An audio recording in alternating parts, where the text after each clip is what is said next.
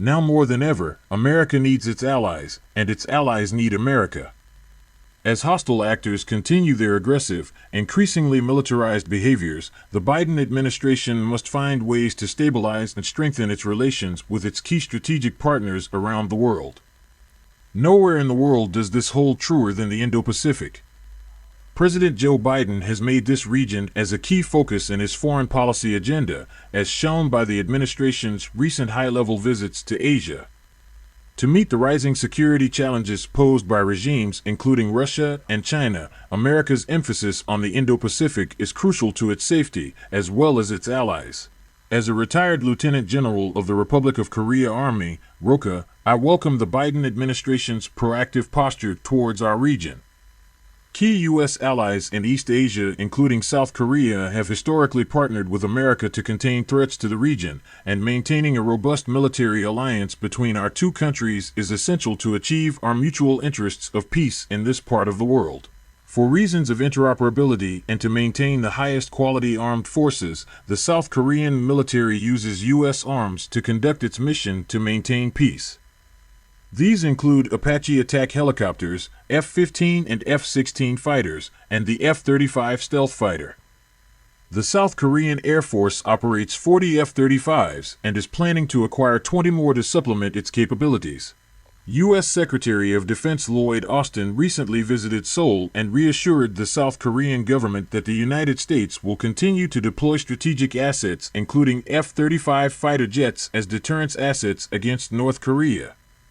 This was a much-needed move against an ever-growing nuclear threat from North Korea, and it reassured many Koreans as to the credibility of the U.S. commitment to the region. Having said that, conflicting news from the United States on the F-35 program and its future is concerning, to say the least. The main concern is the ongoing dispute in Washington about the F-135 engine that powers the F-35.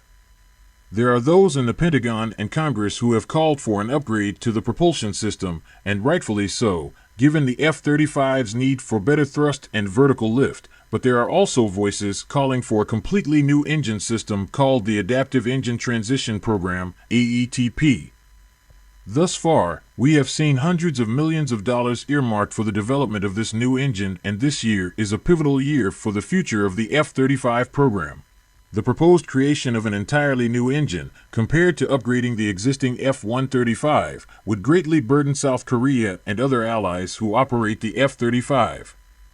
Not only would the U.S. military have to build out an entirely new infrastructure and supply chain to produce and install these new engines, but it would affect the procurement of F-35s, with the current engine, by allies like South Korea. If this year's Congress authorizes this overhaul and leads to Korean F-35s being retrofitted at extra cost, this will be a huge strain on both American and global supply chains and would most likely force the South Koreans to cancel its purchase of additional F-35s, leaving Seoul with fewer deterrence assets when crises arise. In more detail, the estimated cost of this replacement program is approximately $6 billion, whereas the upgrade to the existing F-135 engine will save the program up to $40 billion. It is yet unclear as to how much of that $6 billion will fall on the shoulders of allies who have defense cost-sharing agreements with Washington, but this much is clear: South Korea cannot bear the burden coming from the increased defense costs for this program. South Korea and the United States are engaged in a delicate process of mending their bilateral alliance that was injured by President Donald Trump.